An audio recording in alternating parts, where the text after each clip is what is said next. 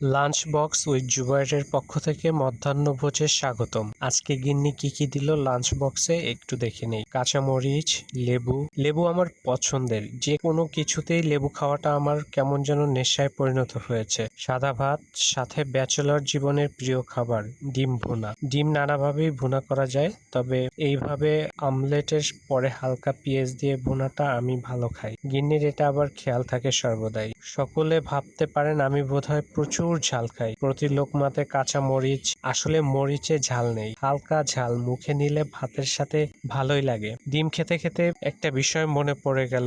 যখন ক্যাডেটে ছিলাম আমার একজন প্রিয় স্যার ছিলেন, তিনি ডিমের কুসুম খেতেন না।